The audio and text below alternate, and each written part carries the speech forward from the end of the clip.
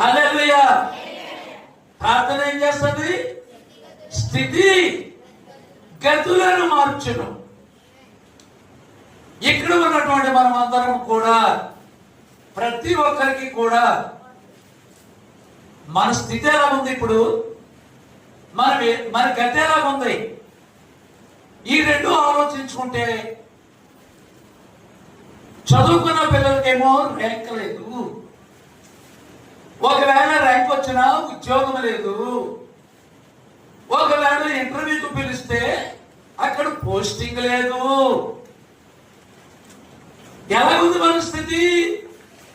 ఏమి చేయాలో తోచని పరిస్థితిలో ఉంది మన స్థితి.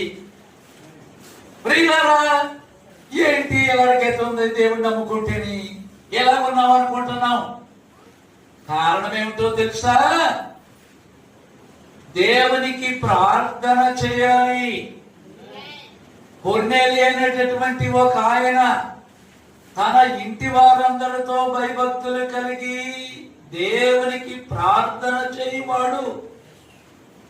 ప్రార్థన చేసినప్పుడు మనకి ఎదట జరిగే సంగతులు అనగా భవిష్యత్తునంతా దేవుడు తన చేతులతో పట్టుకొని ఉంటాడు. మన భవిష్యత్తు ఎవరి చేతిలో ఉంది? మనలను పుట్టించిన దేవుని చేతిలో ఉంది. చాలా మంది దైవజనులు అడుగుతుంటారు. బ్రెన్హేమ్ గారిని అడిగాడు ఒక అతను, బ్రెన్హేమ్ సోదరుడా, భవిష్యత్తు గురించి నీ ఆలోచన ఏమిటని అడిగాడు. అంటే ఎదరేం జరుగుతుందో తెలియట్లేదు. ప్రియులారా, ఇక్కడ ఉన్నటువంటి మనకి ఎంతవరకు జరిగింది మనకు తెలుసు. ఏమండి, ఇప్పుడు కూడా ఏం జరుగుతుందో మనకు తెలుసు.